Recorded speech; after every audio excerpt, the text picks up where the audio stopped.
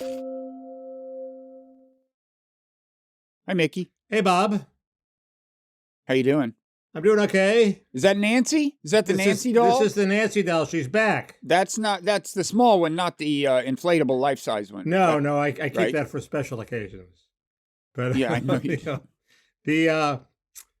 She's back, and I have a roundabout way of getting back to her.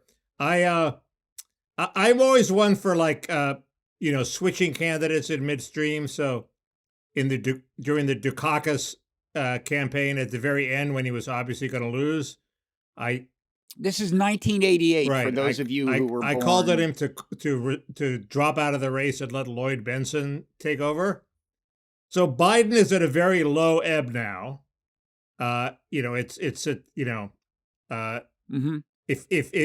you were the stock market, you would say buy now, because you're supposed to buy at the moment of absolute abject terror when everything seems to be spiraling down. So you think he should step aside and have the young and vibrant Nancy Pelosi take his place? Looking at people in the chain of command, or the chain of succession, Bob, Pelosi is the next one who you would want in the Oval Office. Now, so she'd be fine for to let Biden. So Biden quits, somehow gets Kamala Harris to step aside, and Pelosi takes over, and Biden gets lauded for getting rid of Trump and doing these 2 or 3 things, and Pelosi gets saddled with the massive election loss in the midterms. Let her clean it up. She's retiring anyway. So I don't know. It makes a certain amount of sense. Probably completely insane, but it's the nuttiest idea I've ever heard. I mean, look. Well, first of all, wait. How does this work? Now, is she number 3 in line? It's the Aiken strategy. Is she number 3 in the line of succession? Is she right after? She's right after Kamala. Yeah. So wait, what exactly are you proposing? Is he designating her as someone who will take his place on the ticket? If so, why confine it to somebody who's in the line of succession? No, I think. Well, here's the thing. I looked at his speech. He gave a little talk, urging people to take the vaccine, and I came around to your point of view. Not that he's out of it, but he is completely incapable of persuading anybody at this point. At least in that speech, he was sleepwalking. He barely moved his face. He talked like this, and everybody should get the vaccine. Really, get the vaccine. I'm telling you, people, get the vaccine. And it was like, that's a basic function of his office, which he is unable to perform. So, not the 25th Amendment, but short of the 25th Amendment, maybe 24.5. Jill could say, I'd rather be with him in these waning years, and he would just step aside for health reasons and declare victory. Well, right, but first of all, if he's going to step aside and they're going to designate a replacement again, why confine it to the line of succession? Why not get somebody younger than 95? Because this is somebody to actually take over the office right now. This is not somebody to run for president. So what do we do? Kidnap Kamala? How do we get her out of the picture? That's a tougher one. But there must be some way to get her. I'm not sure you thought this through. There must be some way to get her to take one for the team. I'm not sure you've thought this through. There's this minor scandal that I think is lurking in her. Now you're talking. Let's hear it. It's too minor. But no such thing, Mickey. There's nothing is beneath our podcast. That's our whole brand. No, nothing's beneath the Parrot Room. This podcast has. Okay, so are we going to save that for the Parrot Room? I'll save it in the Parrot Room. But this podcast. Speaking of which, I got a great Parrot Room business model idea I want to run by you once we talk about COVID, which we will get to. But it seems to me on this thing, I was thinking who'll tell Joe or who'll tell Jill? I mean, who is going to send the message that he needs to step aside? And you know who the candidate is? You know who the obvious person is? Hillary. Now who? Obama. Obama is the reason he's in the White House anyway. Not only because he made him vice president, because he intervened at that crucial moment in the primaries. But Obama intervened at the crucial moment in the primaries? I thought Clyburn intervened at the crucial moment of the primaries. No, I think Obama made phone calls and swung the momentum. Obama may have even called Clyburn. I forget, but Obama was playing some But keep in mind, it's Obama who screwed him over in 2016 because he might have beaten Trump. Hillary was a terrible candidate, and Obama anointed Hillary and pushed Biden aside. Biden does not forget that, and he's not about to take advice from Obama to get out of the race. Well, I mean, so the two big questions are: Jimmy Carter will tell Joe who? Get Jimmy Carter to tell him to quit. Now that's true, because Biden, he can say, Joe, I know what it's like to feel like you're maybe in the twilight years. I mean, Biden has reached the malaise speech stage of his presidency in half the time it took Carter to get there, so that's some achievement. Might just reflect the filer faster thesis. Things are going faster these days. But I'm ready for the malaise speech. I like the malaise speech. It didn't mention the word malaise, as we know. I keep forgetting that. But as Rick Hertzberg points out, it got very good ratings. What? And Rick wrote it. Oh, well, there you go. Did he not? I assume so. I think he did. Yes. I believe he did. Then but then when Carter asked for the cabinet's resignations the next day, his ratings went south. But the speech itself, I think, was a very Pat Caddell influenced speech. I think that's the conventional wisdom. Could be. Anyway, so I don't know who would whisper to Biden, but I am not joking when I say I think this is really something people need to focus on. Joe Biden running for reelection is an excellent way to wind up with Trump as president, and we need to take that seriously. Well, he's not going to run for reelection. I personally think Kamala Harris running instead of Joe is a pretty good way to wind up with Trump as president. I personally think. I agree, but I think another 4 years of Trump really would be a potential disaster. But even me, and we should, who voted for him twice. Even you say that. Right. You say that. I'm surprised that you even bring that up. I thought I would have to bring Arya it up. Cohen-Wade is trolling me which is the way everybody trolls me, by saying I voted for Trump twice. I have You know why he does that? Because he wants me to come on his podcast. No, he wants you to just mention it. It's called Culturally Determined. Okay, he wants you to just mention it on our podcast, and it looks like he won this round, Mickey, because it did get mentioned. One for Arya. It's hard. It's actually kind of hard at this point now that the Democrats' fortunes are at this low ebb, to think of somebody who would actually beat Trump. Bizarrely, it's not. I was reading. No, it's not. Oh, who?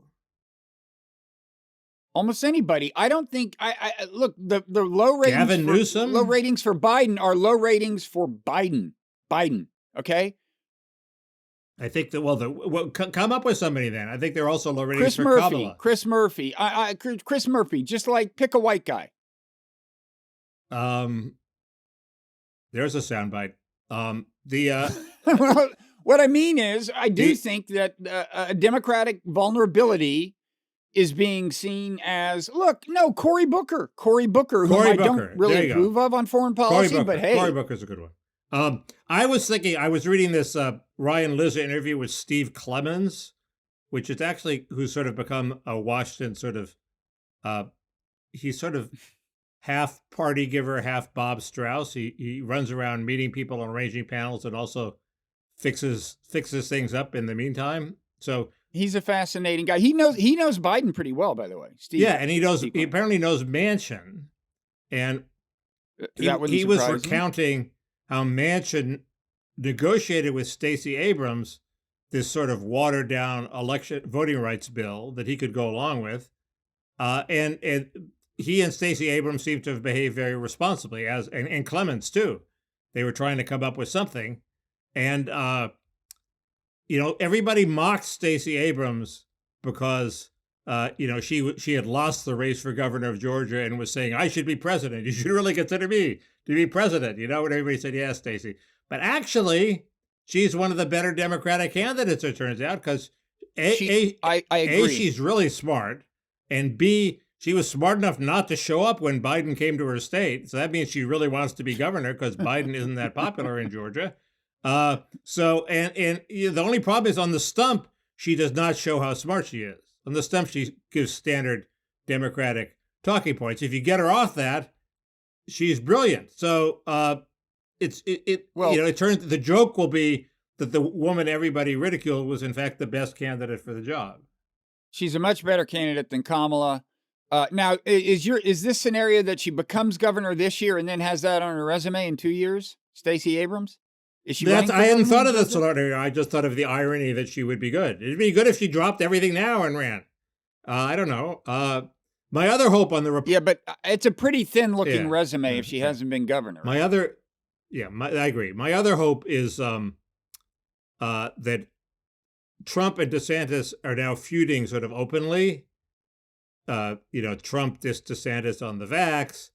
DeSantis said he should have spoken up more forcefully when Trump wanted to lock things down. He didn't want to lock things down, but when his government wanted to lock things down. So they're feuding. DeSantis should just run right at him. What the hell? What's DeSantis got to lose? It's not like Trump is going to destroy DeSantis for all time. Suppose Trump beats DeSantis 50 to 24%. It's a good showing for DeSantis. Yeah. It stands him in good stead next time if Trump loses. So just go for it. Don't. It's not a suicide mission, I don't think, for him. He's so strong. Well, you don't think it would sabotage his chances like 6 years down the road to run for president? I'm thinking no. It depends. It depends how crazy the MAGA base is, and do they have long memories, and do they have total loyalty to Trump, and how big they are. And I'm not sure they're that big. Mm-hmm.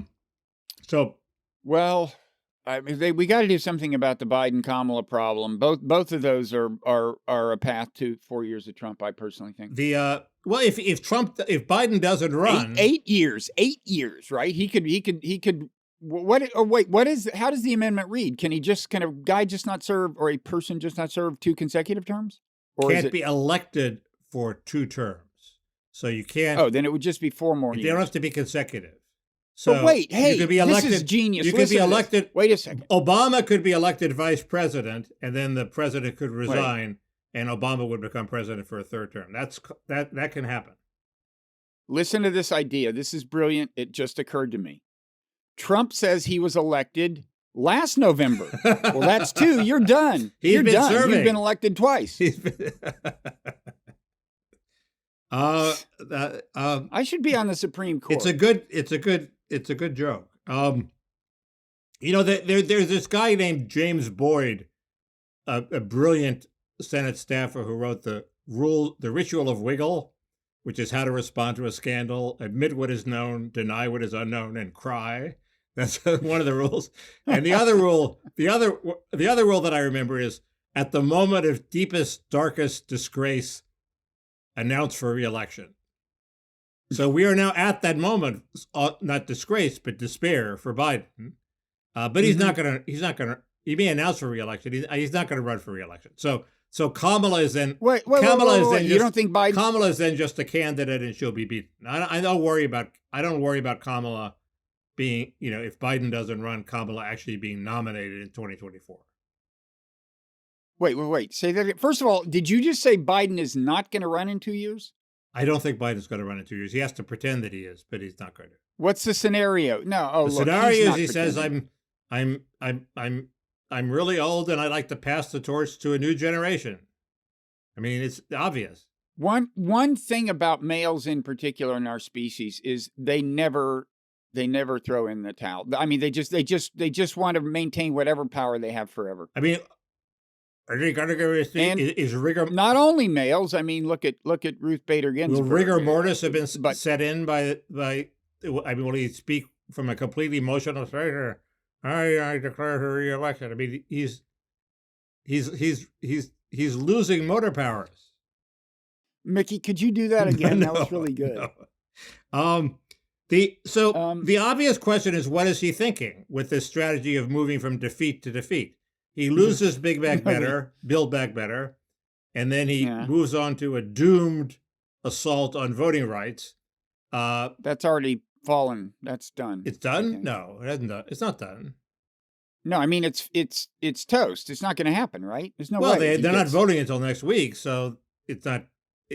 Most people think, but he's not going to get filibuster reform. Most people think he's not going to get filibuster reform, so it's toast. Yes, and I agree with them. But who is in charge? Is there any strategy behind this at all? It would be good if the White House opened up and showed us there was some strategy, even if it was a stupid strategy. I compare it to the famous South Park episode where He's mocking how the sitcom, they're mocking how the sitcom Family Guy is written. And it's actually at 20th Century Fox, there's a big pool and manatees are swimming across the pool, pushing idea balls. And when the two ideas collide, that's their joke, the punchline and the setup joke. So is Biden's strategy like concocted by manatees swimming in a pool and pushing balls? Who is deciding this? Okay, and the only way it makes sense to me is, it's a gift to the democratic id. In other words, when we allowed Saddam to be executed in Iraq, it was billed as a gift to the Iraqi id. The anti-Saddam forces demanded that he be executed. So that was like, and this is the progressive demand that they have this vote, okay? And once they're satisfied, once their id has been placated, then they'll come around and go for Joe Manchin's watered-down Build Back Better bill, and Biden will have a victory. That's the only way it makes sense. And it still does make some sort of sense in that sense. But well, I think Biden saying he's trying to get it makes sense in political terms. He's just got to show his base. He made the effort. He can't not show his base. He made the effort. Hasn't he showed them? My God. He has to actually, I mean, I think keep in mind, he's forcing these senators to make a vote they'd rather not take, okay? On the filibuster, you mean? On all these things. I mean, said they'd rather not, maybe not with voting rights. Maybe they'd rather vote. That's a good point. The conventional wisdom is he's forcing them to walk the plank. But why isn't this a plank that Democrats want to walk? Good question. So listen, your mention of manatees reminds me that I should encourage people to read my review of Don't Look Up on the Nonzero Substack newsletter. I got to say, I was kind of happy with it. Does it involve have you manatees? seen Don't Look Up? It does. It involves. There's a celebrity who is who says she's donating she's played by Ariana Grande, and she says she's donating some of the proceeds of some song to a manatee reserve or manatee sanctuary. It's a a lot of people are satirized, including celebrities who are kind of flaunt their political. Manatee sanctuary is actually a good idea. They get killed by powerboats.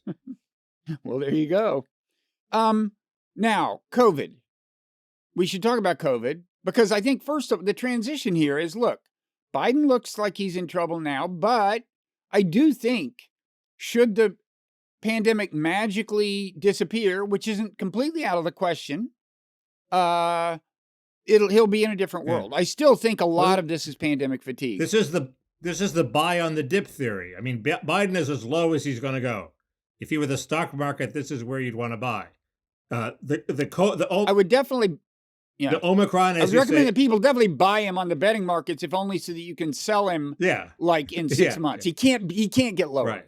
The Omicron virus, it may recede quickly. There's a good article by David Wallace Wells on is it as deadly or is it really milder? But it doesn't really matter that much if it goes away politically. If it goes away, although what does it leave in its wake? Does it leave the Delta? I don't know. Second, inflation is high, but it's less this month than last month. Third, it just reached the highest official annual rate at the end of December. But in the monthly rate, this month was lower. I mean, the statistics always, it was a case for the press to beat the drums of inflation, but if you actually looked at the statistics, it was slightly ambiguous. I think. Yeah, but meanwhile, China's doing big time lockdown now, and that's going to throw another kink into the whole thing. But go ahead. I mean, plus, everything that caused the inflation in the first place is recurring as a result of Omicron, including people shifting money from services to products to goods. But they're shifting. They're going to shift back to services, Bob, and that's going to save us. They're going to start buying subscriptions to the Parrot Room, and inflation will lower. I mean, the CNN announced that CNN's viewership has fallen like by 80%. They're now down to 549,000 people. We are rivaling. We're getting there.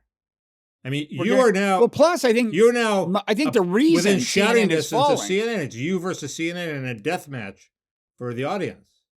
That's not the end of it. The reason CNN is falling is everyone's going to the Parrot Room.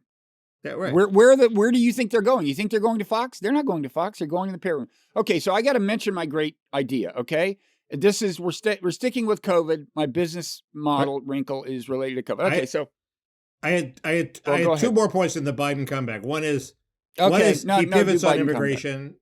He's just fired the hardliners. The hardliners have left. The next one is child tax credit, I'm leaving. No, the next one is the Supreme Court overturns Roe versus Wade, and abortion becomes an issue.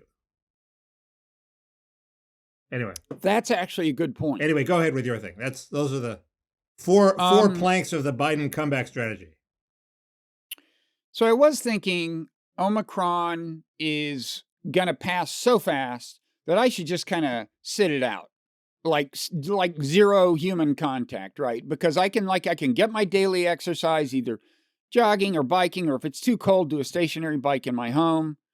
But then I got kind of stir crazy. I mean, for one thing, well, I won't get into too much detail. It's easier on my body if every once in a while I swim instead of doing one of those things. No kidding. And so I thought,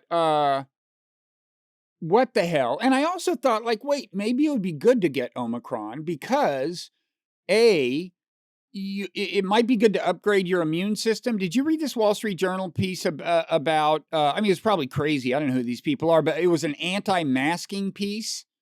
And the argument was that, every once in a while, you need to upgrade your immune system. Okay, so there's mutation A, B, C in the virus, and your initial immunity that you got either through vaccine or through the illness itself is still good, but then it gets then after 3 more mutations you're totally out of the picture, and everybody is, and so this is their argument that every once in a while you got to let the virus rip or something. Anyway, there've been 100 takes on why you should not go out and get Omicron, and they're pretty convincing. Well, I wish you'd told me that a couple of days ago. Anyway, so I thought I wasn't trying to get it, okay, but I thought I could use a swim. I went to the health club.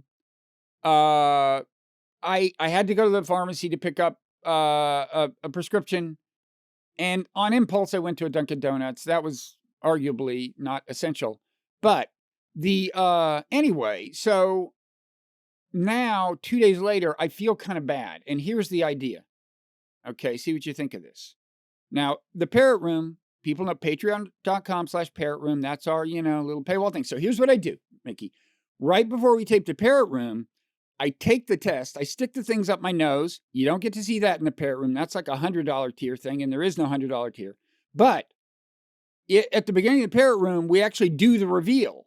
We look at the test results, and I will be seeing them for the first time, too. It's like a gender reveal party where the pregnant mother is... Right. It's the same idea. It's a great idea. There could be really bad news in this case. But I want to see some symptoms first. I'm not seeing any symptoms. You want me to describe them? Well, Omicron is famously inconsequential. Well, but there's no drama if there's no symptoms. I want to... Well, okay, here are the symptoms. Last night, I felt really weirdly tired. So I slept. I slept separately. I didn't sleep with my wife or dogs. I don't want to give any of them COVID. I woke up with the sore throat. It was a little bit of a weird... there is just the sore throat you get from the dryness of the forced air heat in the winter, so you have to be careful. You just get dry throat. This felt a little deeper. And I've had these, I don't know, slightly headachy. It's, frankly, this is a cheap publicity stunt. But there's enough possibility of this that I am willing to expend a rapid test. I had exactly the same symptoms, and I thought I had COVID, and I spent $90 for a rapid test. Ugh. And of course I was negative. I hope we're not paying that much. This was a while ago. This was a while ago, Jesus. And I needed it right now, and it was a drive-through thing, and it was a total ripoff. But anyway, I still think it's a good publicity stunt, but you should... No, we're going to do it. We're going to do it. This is going to be... You should sniffle a bit. See, and look, I'm rubbing my nose. That's because it's itchy. There are I'm not kidding. There are little things. This is not just a publicity stunt, folks. They're awful little. Okay. COVID is not, it's not, Omicron's not as dramatic. A friend of mine got it.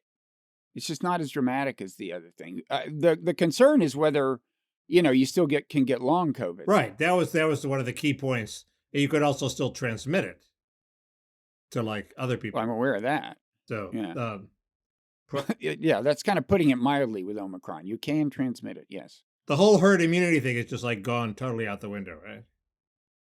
What, you mean nobody's saying it? I thought it made a comeback. In fact, I'm worried that people are going to, because Omicron seems milder, that's going to give support to the kind of herd immunity, let her rip folks.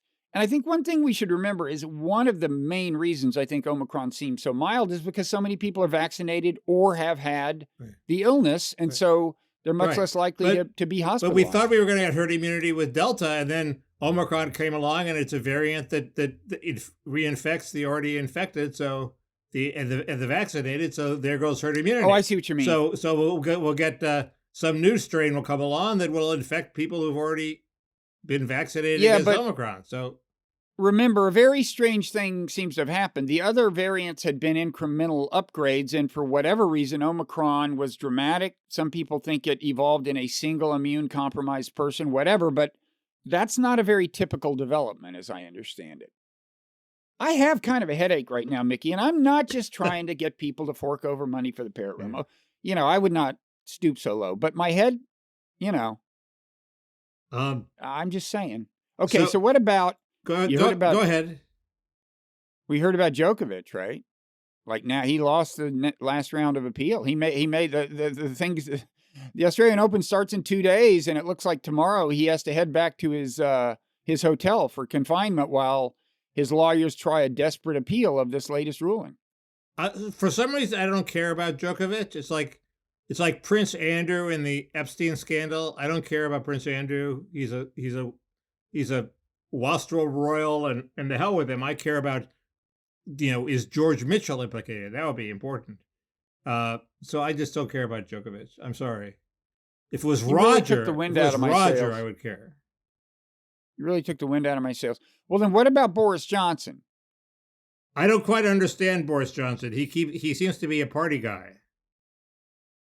He likes to give parties that violate the COVID standards. And I still don't understand quite why he's in trouble. The best explanation, at least the most plausible one I've heard, comes from Ryan Girdusky, which is it's not the parties, it's that he's completely failed to stop immigration. He's failed on a policy level, and he hasn't done what he sort of promised the voters the benefits of Brexit would be. So there's a little souring on Brexit too, of course. I actually am not keeping track of that. What's the basis for the souring? Britain's not doing that bad economically or anything, are they? I think they could do better, and I forget what the basis for the souring was, but probably individual businesses are hurt. People can't because they were based on exports to Europe. I don't know, the free trade benefits that Johnson predicted haven't materialized, something like that. I don't know. But they're saying he may actually be toast, right? For going to this, for it being revealed that he went to some party. I guess, I think he gave the party. It's not exactly the Profumo scandal, but yes. Well, no, I think did he give it? This is the party that was back in 2020 and they just got this email was disclosed about it or something? Or was... I didn't figure that out. Party. I didn't figure that out. There was a party in the spring of 2020, an email surfaced, and one reason that matters is because at that point, the government was issuing these very strict regulations. Right. And it turned out the government was having, they were saying even outdoors you must remain 6 feet away, and these guys were meanwhile hobnobbing. I thought it was another more recent party, which would be even more insane, but... No, I think that's the problem. On the other hand, they're getting through COVID better than we are, so I don't understand why people are so upset. Well, what's hopeful for us is, their Omicron started about a week to 10 days before ours. They their case numbers seem to have been declining for a full week now. Last couple of days, ours seem to be flattening. Now, of course, Britain's a different country, higher vax rate, smaller population, who knows, but the Omicron thing, it's looking like It's going to crest soon. I'm telling you, Mickey, I think I may actually be sick. You need a little more evidence before you could say it's flattening. I think it's if you squint at the graph, it seems to be. It's like 3 or 4 days. It's like 3 or 4 days in the U.S. But Britain has clearly been headed down. There's the David Wallace Wells point that deaths are actually rising, and we may not have the disconnect between deaths and infections to the same degree that England has it. So it's possible that once again we will be different than England. There's also a weird hospitalization discrepancy. Our hospitalization numbers have been going up during Omicron. Britain's never really went up much. Could be a difference in the way the stats are kept. And so many of our hospitalizations are hospitalizations for other reasons. I mean, that's what's... Well, I was shocked. Somebody needs to get to the bottom of that. Somebody needs to get to the bottom of that. One thing I want to talk about in the Parrot Room is talk some more about this Robert Malone appearance on Joe Rogan. Because for one thing, that has stirred up various other things. Decoding the Gurus podcast just did an episode on it. A bunch of doctors wrote Spotify trying to get Rogan canceled, I guess. But we can talk about that. You know, people hate it when you tease the Parrot Room. Who hates it? People who've given me feedback. Well, are they in the Parrot Room? Are they paying for the Parrot Room? These people? I think so. Well, they're watching this and they're annoyed in this podcast that we're promoting the Parrot Room. I'm just saying. They also complained. Name these people. They also complained. Hey, I got a great idea. Will you name the people in the Parrot Room? They also complained about my name dropping. So, folks, Mickey's going to name these people in the Parrot Room. I can't drop their names either. Right after we find out how long I have left. We still have to talk about January 6th and the Supreme Court decision on the vaccines. So I January I have something 6th, to say about those. Okay, so seditious conspiracy is the charge that was filed against the head of the Oath Keepers, right? Right, and as it's weird. Actually, the most clarifying thing I've read recently, bizarrely, was an article by Sidney Blumenthal in, I think it was The Guardian. Sidney Blumenthal, you mean? Yeah, and who's like a Hillary Clinton person and is known for his conspiratorial bent of mind, but I don't think he's known for bullshit.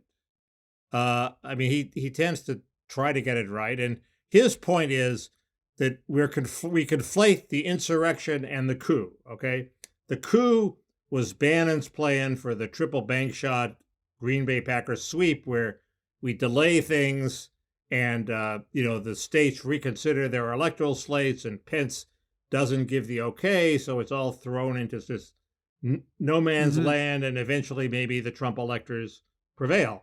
The insurrection was the actual riot or riot plus, whatever it was, at the Capitol. Okay, and the two things are different. And the riot it's taken as itself was sort of a joke. I mean, the Oath Keepers, as Byron York points out, were riding around in golf carts. They were unarmed. They were like sending each other macho texts. They weren't even first into the building. They really didn't do. You're saying you're talking about the Oath Keepers? The Oath Keepers, the guys that were indicted. They really didn't do much of anything.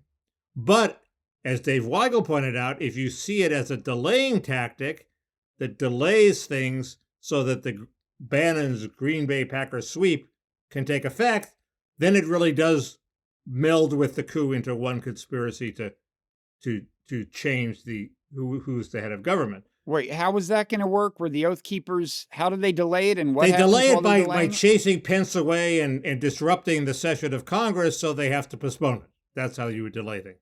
If you killed Pence, that would delay it even more. But it wouldn't. Which Trump seems to have tried to accomplish with a tweet. But anyway, but it's not inconceivable that they thought they were going to delay it. The people that went. My into the take building. is that the Proud Boys are kind of these cosplay guys, if that's the way you pronounce it. I mean, they were dressed up. They all were wearing army, combat gear, and did they have a weapon stash in some motel in Virginia or something? The Oath Keepers. Oh, I meant the Oath Keepers. I'm sorry, I meant that. The Oath Keepers are the cosplay guys. They dress up. They store weapons. Right. They're waiting for Trump to declare martial law like as if he needs them if he's going to declare martial law, right? But meanwhile, the Proud Boys did the actual business. That is my impression. 6th. The Proud Boys, keep in mind that the official Proud Boys decided not to attend this, okay? So these are like rump Proud Boys who went on their own, okay? And there was a very good video for the Washington Post of them, and they said they were going to take the Capitol. So they clearly had a plan, and they were clearly violent at the place where they met the police, the barricade. They very quickly batted down the police violently, and then it looked peaceful after that once the police had retreated. But there weren't that many of them, and they weren't in formation, and they weren't wearing anything special. Okay, but wait. I think now the leader of the Proud Boys was not there, but I think that's because when he tried to come to Washington, he was in some kind of legal jeopardy, and he had to leave or something, right? Right, but I'm pretty sure that they, from Gavin McInnes said that they had decided not to attend. If you think the guys around the Proud Boys around the Capitol, who were non-trivial in number and consequence, were there in defiance of their leadership, I think that's extremely naive. I think the leadership wanted plausible deniability. I think what the leaders said was what they said before Charlottesville, which is, we are not going to this. If you guys want to go on your own, you're on your own. But I don't. The key is, do they wear their trademark Fred Perry shirts? And the answer is they didn't. No, they didn't dress up. I think the leadership said that they knew where the FBI microphone was, and they said that into the microphone hey, we don't want you guys to go, okay? Yeah.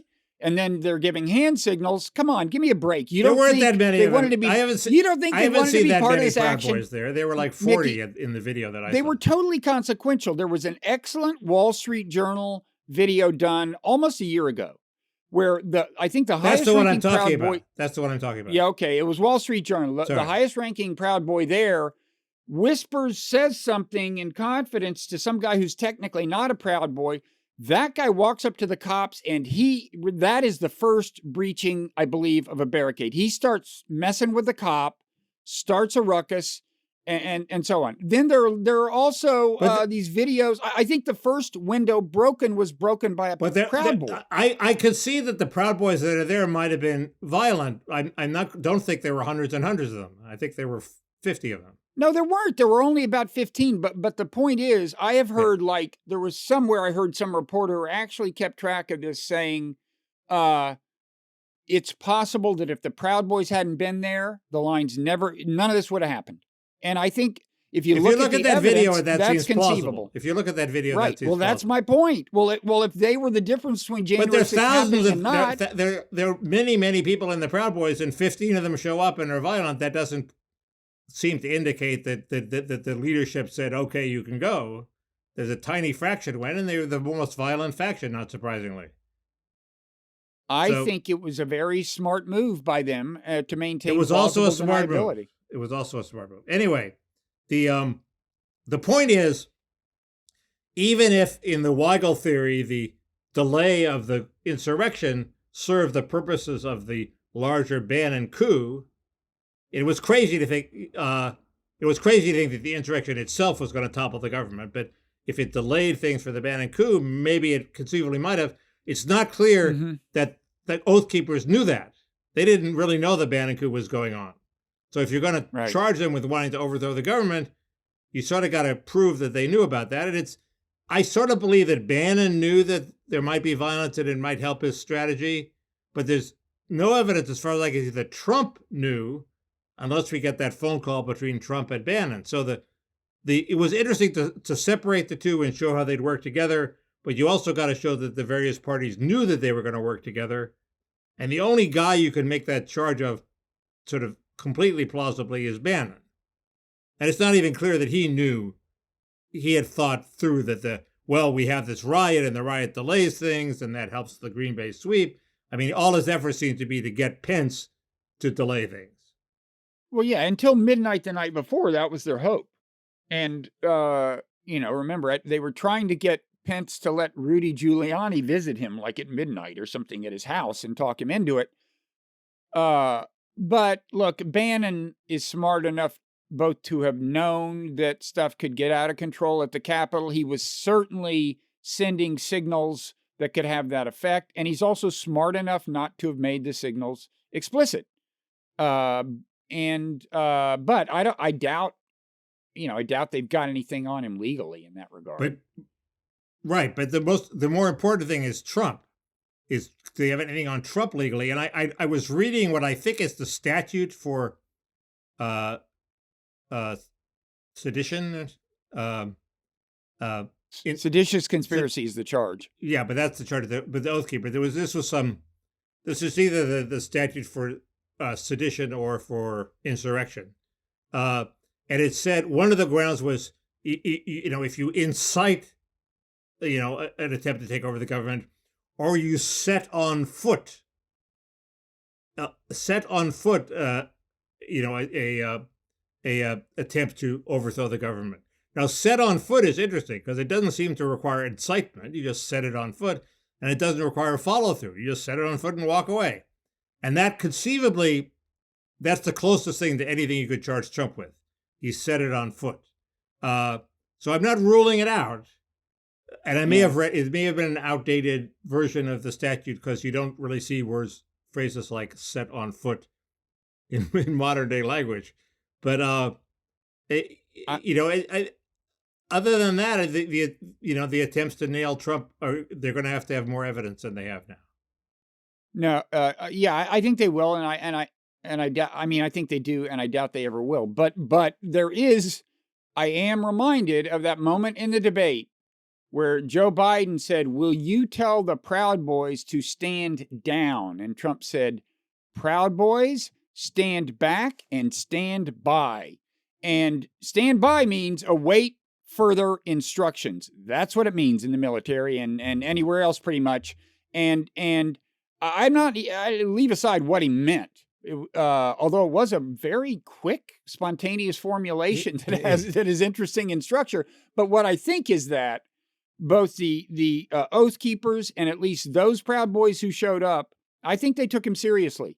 Maybe they would have been there anyway, done what they did anyway, but I got to think that reinforced their sense that, okay, this is the moment. Certainly the Oath Keepers were literally waiting for a signal from him. But if you look, if you read their text, text messages, they get pissed at Trump. They say Trump has wimped out. He's betrayed us. Yeah, because they wanted the signal. Right. They thought he was going to say, okay, you've been standing by, now or they move. thought he was going to get Pence to flip or something, or they thought he had a plan. Right. I'm sure Trump would. I guess Trump would like the idea that he has these militias at his beck and call. Pretty pathetic since the militias aren't very big. I mean, how is people are talking about a civil war. If there's a civil war against the Oath Keepers and their golf carts, it's not going to be a very long civil war. It's going to be like Tom Lehrer's version of nuclear war. So long, Mom. I'm off to drop the bomb. So don't wait up for me. Well, things could get ugly, but they won't. They won't. I don't think they'll get ugly in the sense of huge armies massing against one another. Or even small armies massing against. They'll roll it up, in a day if they want. Well, no, but there could be a kind of insurgency. I mean, it's. And I think if Trump had won, there wouldn't have been an insurgency, but there would have been resistance bombings and terrorism and things like that. I mean, people wouldn't have taken that lightly. Maybe a little, but the thing about Team Blue is they don't have many guns. So what you were going to talk about? They don't have that many guns now, but they have been known to have bombs. But I agree. Team Red has more guns. I was going to talk about the Supreme Court's decision to declare Biden's vaccine mandate unconstitutional, and this it does seem to me that we have this administrative state which is excrescence on the Constitution. Laws are supposed to be passed by Congress. Instead, Congress delegates to an agency the ability to make laws, and so the whole field of administrative law is designed to how the fuck can we control this? This is not what the Constitution says.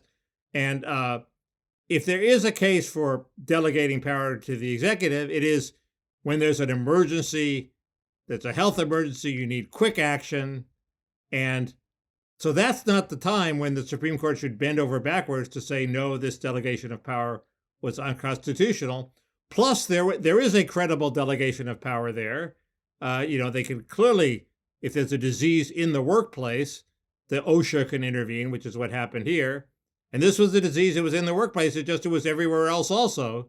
But why, in this case, light on this distinction? Was it a workplace disease or was it a general disease? Lawyers are going to make millions of dollars in the future saying, is it a workplace disease or a general disease? I mean, it was a stupid decision. You're saying they should have supported Biden's mandate? Yeah, I mean, OSHA exists to protect health in the workplace. They were acting to protect health in the workplace. It happened to have repercussions elsewhere. Who cares? It got Biden off the hook because it was going to be a recipe for disaster. And it was unwise. I don't think it was a wise thing to do because there'd be so much resistance. But it's not the Supreme Court's job to say whether it was wise or not. Okay, it's the Supreme Court's job to say whether they had the power to do it. And they had the power to do it, I think. Well, that's a good take I wouldn't have expected from you.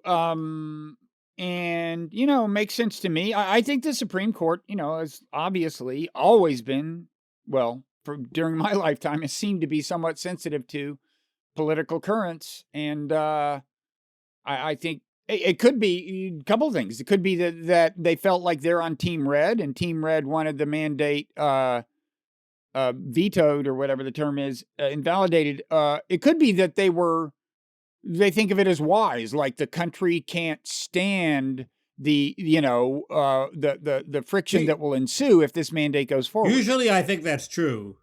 In this case, this ran headlong into a whole machinery of administrative law that the Federalist Society has cooked up.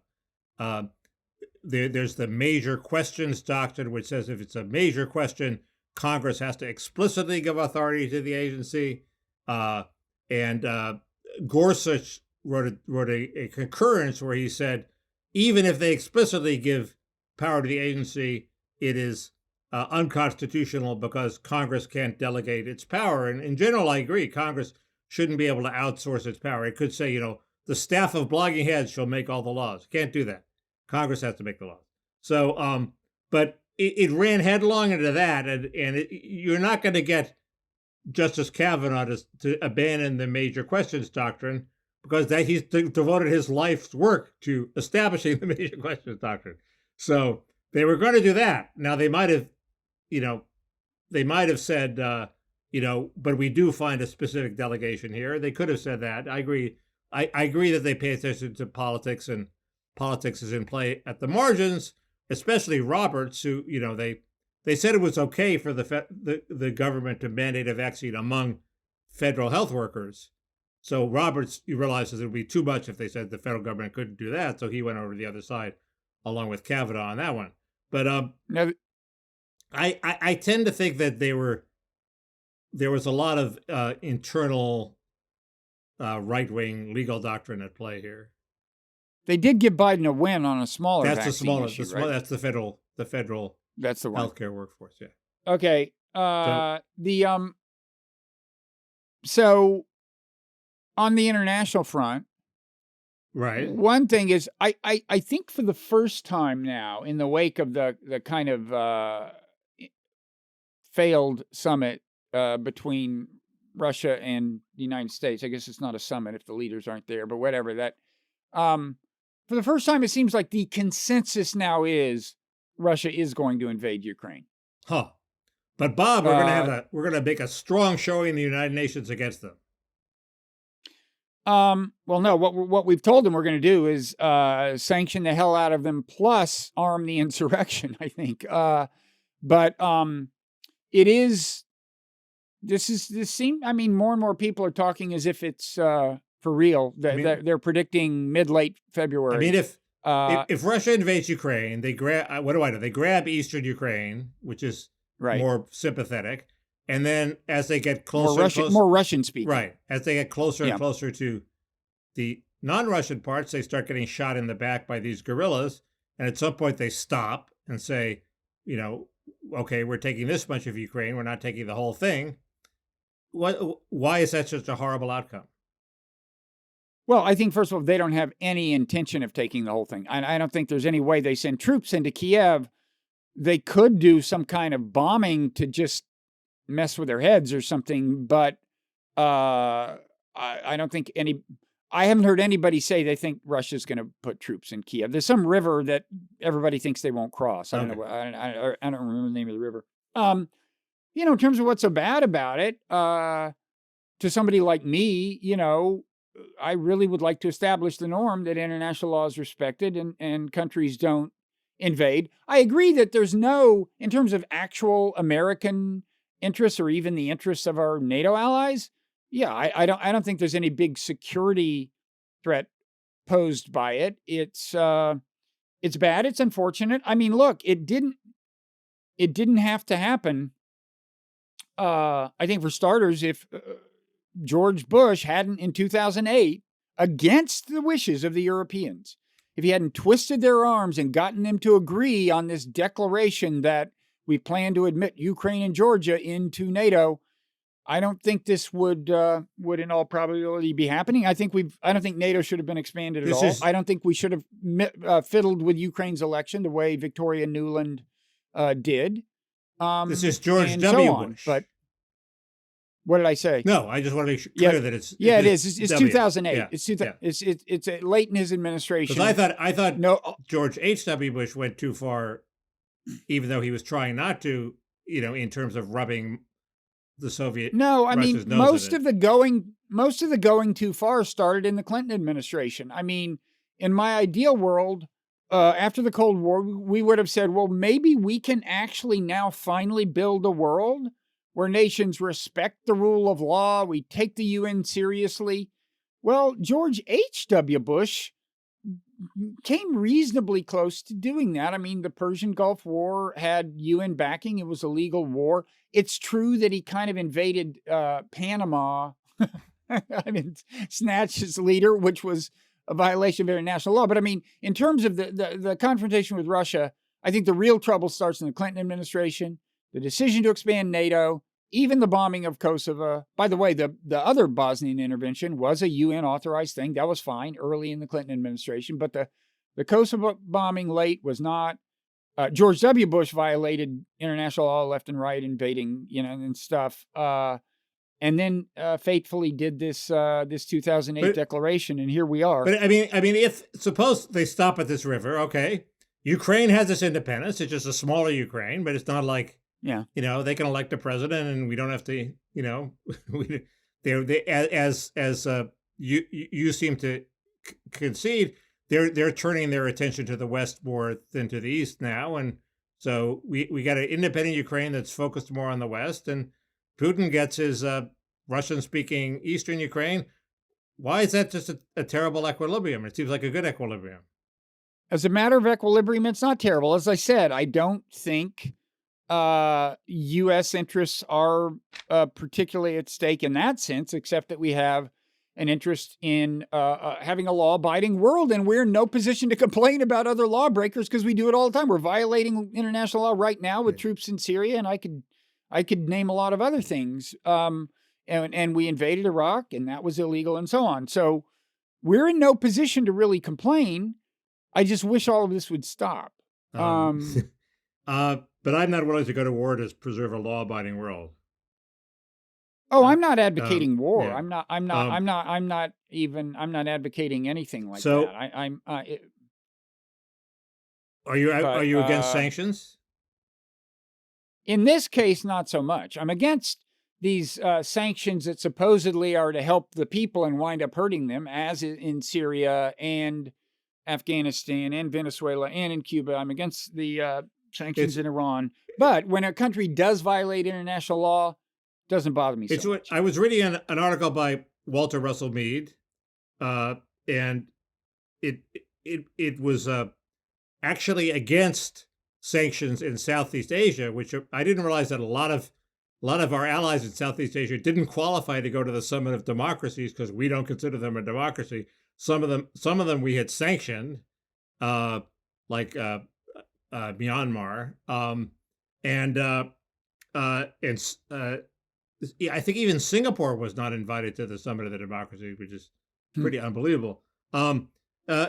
Mead argues that there are three goals of our foreign policy that they conflict, and we have done a bad job of saying which we are for, which is the priority. There's containing China, there's promoting democracy and human rights, number 2, and number 3 is climate change, stopping climate change. And his argument, if we really want to contain China, we really have to cozy up to a bunch of people we don't consider democracies, like Myanmar and India. You know, there are problems with India too, but we have to have India on our side if you're going to. And so his argument is that we're just incoherently trying to balance all three, and it's not clear to the world that we're achieving any of them. You scoffed at this. Well, yeah, it's true that our policy is incoherent. I mean, so his argument is that in order to contain China's just expansion, like Taiwan or whatever he considers expansion, we have to sacrifice democratic principles in terms of who our allies are. Is that it's like a reversion, I guess, to more of a Cold War posture where we were allies with a bunch of dictatorships, and we didn't make a big fuss about it because it was more important to contain Russia. So yes, our global, his basic argument is we should just decide: are we going to contain China, or are we not going to contain China? But go ahead. Yeah, and so he's saying give up on democracy promotion. And stop these little sort of small bore sanctions to just piss people off, who we want on our side. Like Myanmar. He's talking about like Myanmar. Singapore. I think I don't know what the list is. Are there sanctions on Malaysia? I think you're. Yeah. No, I think your Cold War analogy is good. I mean, we in the name of a global fight on behalf of liberty, we cozied up and empowered a bunch of repressive priests. I'm sympathetic to that. So what's so terrible about that? Because China does not pose any threat? Well, I think it doesn't pose any threat to our vital interests. No, I definitely think that. I mean, you know, there are real flashpoints. I'd rather they not take over Taiwan, but does that have to be a threat to America's self-interest? Well, the short answer is not if we hurry up and increase our own microchip making capabilities. The threat would be that they've devised an Orwellian techno-state unlike anything the world has ever seen. And if it turns out to be really productive and spread, that's really bad for humanity. Well, I don't think it will be productive. I mean, if that's our fear, we should get our shit together and try to make our own country work. But you know, that reminds me. That means more immigration, Bob. That's a bad idea. Go ahead. I'm going to head you off at that pass.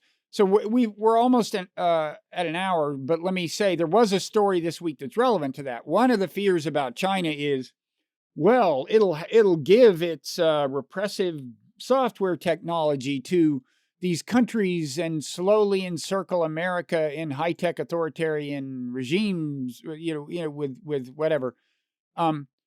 This week, a bunch of journalists at a magazine or some outlet in El Salvador discovered that for close to a year, all of them, everything they've done with their smartphones, every picture they've taken, every conversation they've had, all of it has been monitored apparently by the El Salvador government. We don't know for sure. And El Salvador got the software from Israel. It's this Pegasus software, right? I mean, it's like, if you're serious about this as a problem, have a talk, you know, with Israel. Now, we had one talk. I think some pressure was put on Israel. And as a result, I think the company that produces this Pegasus software said, well, we're going to confine it to, I don't know, governments and not give it to anybody else. Well, the El Salvador government, I'm not even sure about that. But anyway, this is just an example of how, you know, China doesn't have some kind of monopoly on repressive software. That, you know, if we're serious about that as a problem, we need to talk to some of our allies and not just China. And we're going to need to restrict our own software exports maybe more effectively than we are. But that's a little bit incidental, but an interesting little story. It's not reassuring that China doesn't have a monopoly on repressive software. That just makes the Orwellian threat seem worse. Right. It means that if we're worried about the Orwellian threat, trying to put China in a box isn't going to head it off. A, and B, probably the most effective strategy would be to show the world that an actual liberal democracy that doesn't put up with that repression. It does not follow that China is not a threat, because China is the nation that's big enough to really fuck over the whole world. El Salvador isn't going to take over the world. I don't have to worry about that. No. The counterpart to China here is this Israel company. Israel's not going to take over the world. China. Well, no, but if they sell software to every would-be repressive regime, then it doesn't matter if China's doing it. Yes, it does, because China is like one big, huge repressive regime. That's more of a threat than a bunch of little repressive regimes that they're going to fall and rise and fall. A threat in what sense? The El Salvador government is not going to last for 100 years. A Chinese totalitarian autocracy, could conceivably last for 100 years. So what if it does? I mean, I don't want it to, but how does that hurt America? If it manages to enslave Africa and large chunks of of Southeast Asia and a little bit of Europe, that's bad for humanity. I think it's probably also bad for the United States. How does it manage to, quote, enslave them? How does it do that? Well, if you're really paranoid and you think that Viktor Orban is going to have an Anschluss with China that preserves his anti-liberal regime in power, if you're totally paranoid, which I'm not supposed to be, that would be bad for Europe. Yeah. They're a member of NATO. So what would happen that would be bad for America? Play this out. What happens? You've got this one country that has an alliance with China. Well, I don't know. We do a lot of trade with Europe. If half of Europe becomes authoritarian, that's bad for the United States trade. I don't know. But why would Viktor Orban become so dependent on China if, as I just pointed out, he can get any repressive software he wants on the marketplace? I don't know. He doesn't need China for that. But he has somehow felt a need to have some sort of alliance with China. At some point, if the United States is an isolated island of freedom in a world of authoritarianism, seems to me that somehow becomes a little untenable. I don't know. Well, this reminds me so much of the Cold War. It's like, what if America is completely encircled? That should lead us to get a ton of people killed in Vietnam, because who knows? I agree. Tomorrow it could be. It's just completely crazy. implausible. This is fucking crazy shit. It's not completely implausible that we would want more of a buffer than the Atlantic Ocean, that we would want also Europe to be a buffer. I don't know. We want ideally we'd want the whole world to be inoculated against China, so China can do what it wants, but can't do it anywhere near us. Seems not crazy. If you want to inoculate the world from the Chinese model, make our model work. Focus on that. Make our model work. Why can't? But those of us who want our model to be more freedom, a better life, lower GDP, don't particularly want to make our model work in that way. But historically, Mickey, wars actually recently have made our model less effective. I think Iraq was bad for the country. I think the Syrian intervention helped get Trump elected. We're not talking about war. We're talking about whether we should have a Cold War. What are you talking about? We're talking about whether we have a Cold War where we suck up to authoritarian governments that happen to be near China, like India and other places. Not to have a war, just ignore human rights in those countries while we contain China. That's the argument. But I thought you were embracing the Walter Russell Mead model. Walter Russell Mead isn't talking about war. He's talking about sucking Doesn't up. he want to? Doesn't he? See, he's talking about a Cold War, sucking up to. I don't know what his position is on Taiwan, but he wants to suck up to authority. It's a Gene Kirkpatrick thing.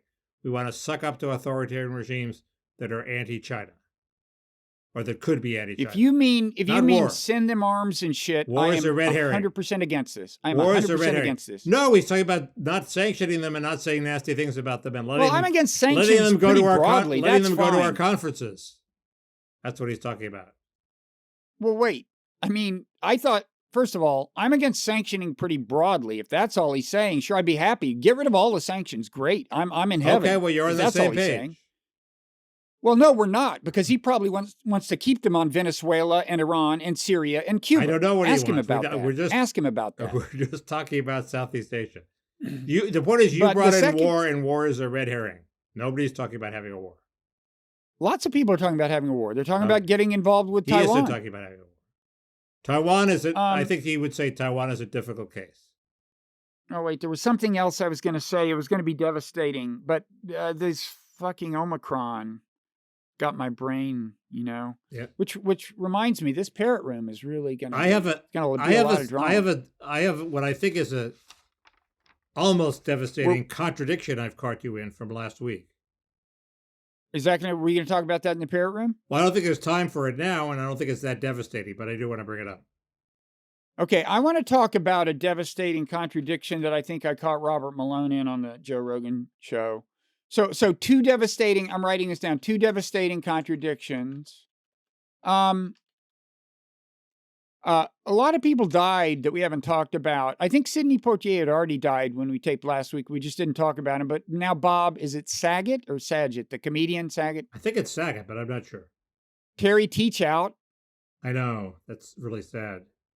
Did you know him? I didn't know him, but I mean, we communicated a tiny bit on Twitter, and I came to find his Twitter presence a comforting presence. I mean, he married his longtime love. She died. It was very sad. He thought he contradicted the usual view of Twitter, which is it's a hell site of meanness. He said, I don't know, I'm taking care of, my dying wife, and I come to Twitter and it's actually a respite. It's actually, I enjoy being here. It's better than what I have in my real life. And I'm being nice to people. So he was a good presence on Twitter. I did not know him. I didn't know much about him, but anyway, I have questions about him precisely because I didn't know anything about him. I want to raise the question of whether I should file a lawsuit against Andrew Sullivan for making false and damaging statements about my content. No, the answer is no. We've dealt with that one. I was kidding about the lawsuit, but you know what I'm talking about. We could talk about that. That's my point. We can talk about that. I have a hard to defend middle position since I'm still in suck up to Andrew mode. I know. So many people are. Well, he's done a lot of good things lately. When are we going to get to the point where people suck up to us? Never. I was thinking my new Omicron business model might get us there. Yeah. We have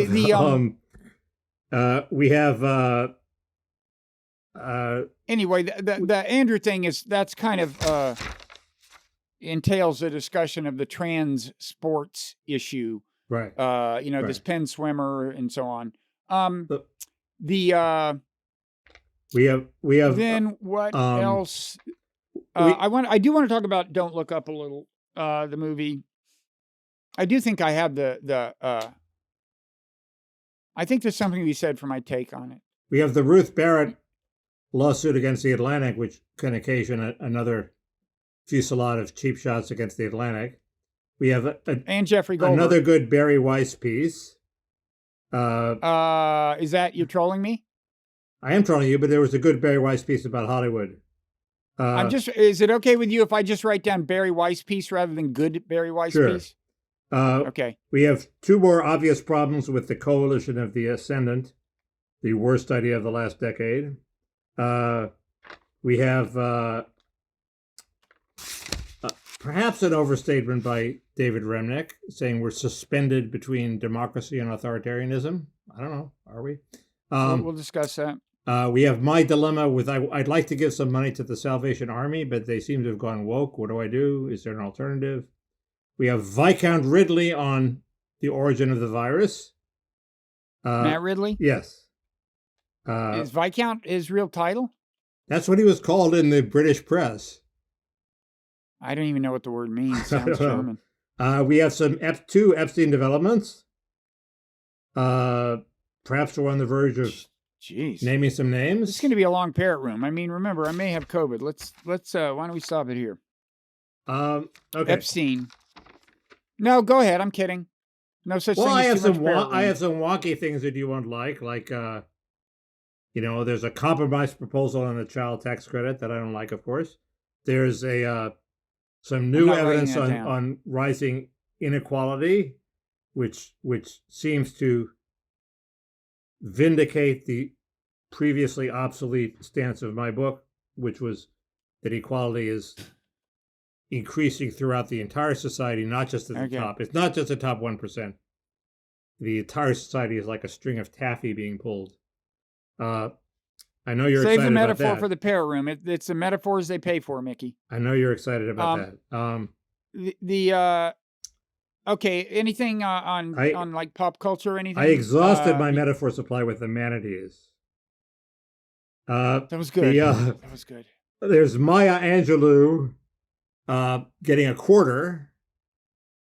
That seems... Mickey, this is going to be like Jerry Lewis's telethon if you don't stop. Okay. And, well, you asked for pop culture. Maya Angelou is not pop culture. She's culture. Well, that's the argument. We want pop culture. The argument isn't he the one who Leon Wieseltier said reminded him of a cross between Rod McEwen and Maxine Waters? That was... I'm not laughing at that joke. I'm laughing at the absurdity. I think the point was that she is pop culture, not culture. That would be Leon's well, I mean, for Leon, and very few things qualify as truly highbrow. You know, he probably doesn't even consider our podcast highbrow, Mickey, believe it or not. Perhaps we're midwit. Is his journal finally dead? I never hear about it. No, I still get them. How often do they come out? But that's the point. You get them, but I don't hear about it. It's not getting more accessible to the layman. It's getting a little less. But okay, so that's the final thing in the Parrot Room is we officially, I'm typing this down, officially declare Leon Wieseltier's journal dead. No, it's not dead. I will show in the Parrot Room. I will have a stack of them, which I get. And he publishes good things. Every now and then he publishes a fantastic piece by James Walcott. I'm putting dead in all caps. Dead. So anyway. Okay, but Mickey, really, we're going to start with the COVID test because I'm not kidding. I feel like shit. This could be for real, and it would be sad. I sincerely, I would be the last person to say untrue things in an attempt to get people to go to patreon.com/Parrot Room and give us money. I would not make any false claims. I'm serious when I say I don't feel that great. So you had the test. We have tests in this house. Okay. My wife leaves nothing to chance when it comes to COVID, believe me. I had N95s before you'd ever heard of them. N95s so there's or KN95s? Well, we can discuss that in the Parrot Room. I prefer KN. The N's are like, they're just too much of a pain. What does the K mean? The K means that the bands go around your ears. The N it's the same mask, but the end means both bands go over the top of your head. So it's very hard to like take it off or like just lower it or anything like that temporarily. It's just, and plus, my hair, now that my hair is kind of long, I don't want my hair messed up, right? I always thought the K meant it's a cheap Korean imitation K95. No, the masks themselves, I think, are roughly identical. It's just about where the little bands go. They seem awfully good. I've started to wear them now. They seem so much better than the alternative. Yeah, I was wearing one in the sauna at the health club, but apparently that wasn't enough. We'll see. We don't know. We'll find that out, folks. We don't know. Find that out. Show us the test. I will. We'll see.